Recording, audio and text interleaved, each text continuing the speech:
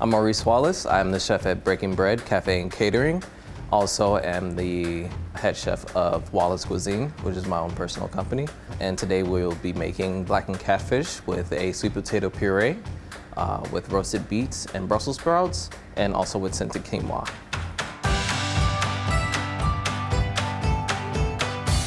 So starting on the dish, we're gonna roast the sweet potatoes in a 400-degree oven for around 20 to 30 minutes until fork tender.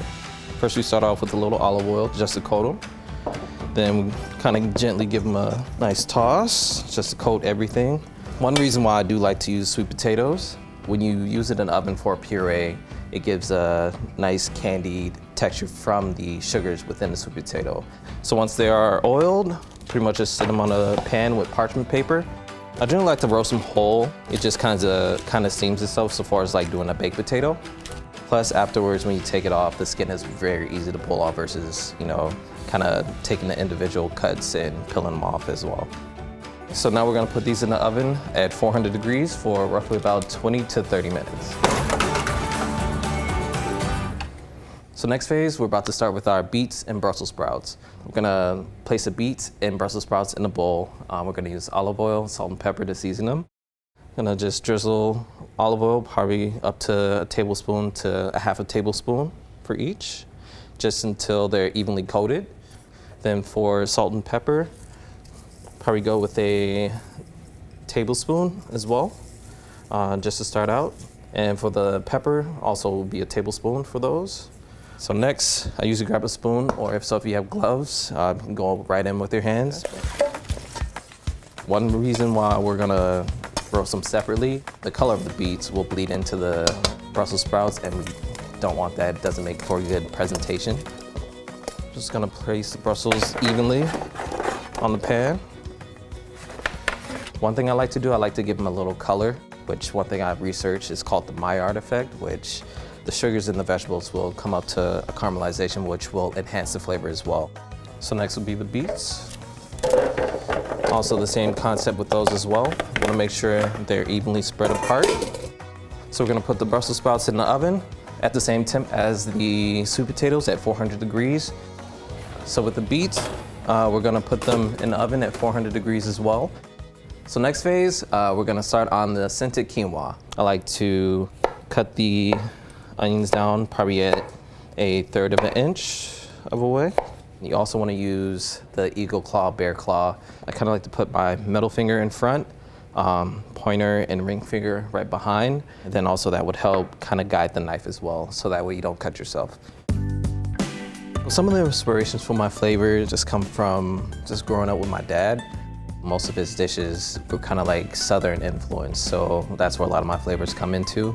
But I also had French and Italian training as well. So we're gonna use quinoa today.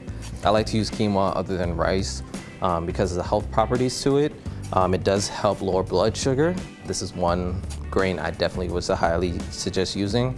I like to turn the pan up to pretty good medium flame. Just kind of pour the quinoa in dry.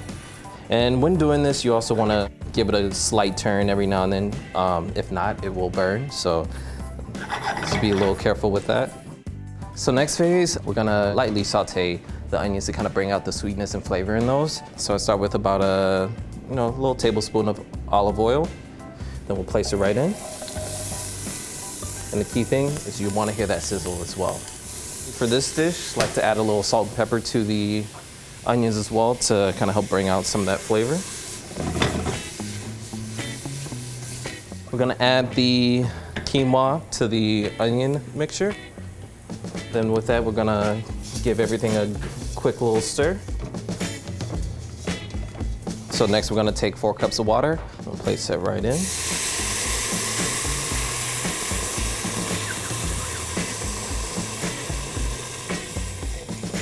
And one other thing we wanna add to it is our cardamom pods.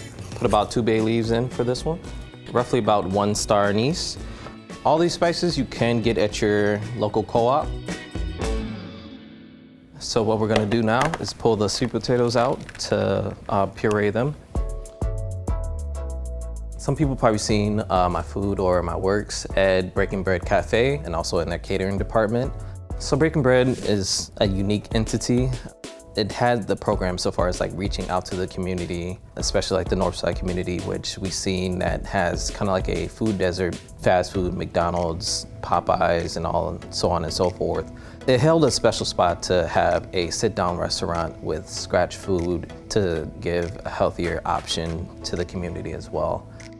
So our sweet potatoes are all set. We're gonna add roughly about 2 tablespoons of butter. We're gonna immerse the sweet potato in butter until it gets to a fine puree.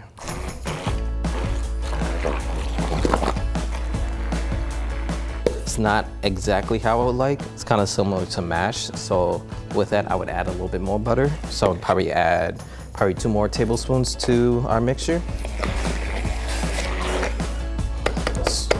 All right, so once we kind of get to that puree texture, I'm gonna add a teaspoon of salt and a teaspoon of pepper to bring out the flavor. So with that, we do have our sweet potato puree.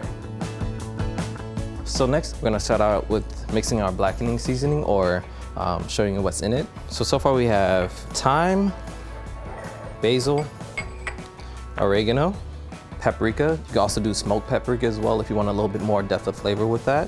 Then we also have our cayenne pepper, our red chili flakes, our onion powder, and our garlic powder. It's usually around a tablespoon to 2 tablespoons worth of everything mixed in. And then at the end, this will be your finished product. So I have the catfish right under here. We did previously wash the catfish. You also can do blackened salmon, tilapia. I just went with catfish because, you know, that's a preference for me and my family. All right, so with the catfish, we're gonna add a little olive oil to it. We have roughly around 5 to 6 fillets. So we're gonna do a tablespoon to make sure everything is evenly coated. And then also we're gonna add the blackening seasoning. I like to evenly coat the catfish so that way, you know, you don't have blackening seasoning on top, you have it all around. I like to mix it around as I'm adding it so that way I can just hit all bases of the catfish. Then you wanna get a nice, so far as like a reddish coloration on the fish. So you go from kind of like a white fish to more like a red fish coloring on it. We do have our pan over here set on a high temp. So that way once we place the fish in, we'll have a nice simmer. You can also season it the day before and let it marinate so that way you have an even more depth of flavor within the fish as well. With that, we're gonna add about half a tablespoon of oil. So we're gonna have that and just make sure that's evenly coated around. You see some of the smoke coming from the pan, which is a good sign to make sure that the oil is hot and ready. So we're gonna set the catfish top side down so that we get the nice crust on the top side. So there it is, we have that sizzle. Set that there. Say if you're not into using a lot of butter, oil is fine. I personally like to use a mixture of both. The butter will also bring out a nice crust with it as well. You always want to check it, want to get an internal temp of 145 on your fish. So we're just going to let that go for a little bit. So for right now, I have launched a meal prep program through Wallace Cuisine, pretty much creating a new menu every week. So 3 items, I kind of like to name them meaty and vegan. We do that every week. And then we just launched our catering menu as well. So we're gonna flip the fish right quick. So we have that Maillard effect right on top of this fish here. So we have that crust coming on there. So that depth of flavor or that the flavors are right up in there. Blackening fish, you wanna have that crispy texture on top, then also the flakiness of the fish right in between. So you have those 2 textures off of 1 fish. We're gonna get ready to plate our dish. So we're gonna pull out the beets, the Brussels sprouts, and our sweet potato puree to plate.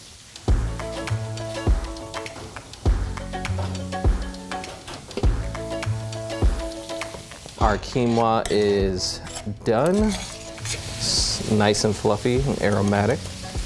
Just place that right here. And just for our sides, Brussels sprouts, you can just give them a quick pick-me-up. Place them there, along with our beets. I always like to place the puree right under the fish, so you have that creamy texture with the crunchy texture and the flakiness of the fish as well. Just have a little dollop there, run the tip of the spoon there, and kind of running it at a curve.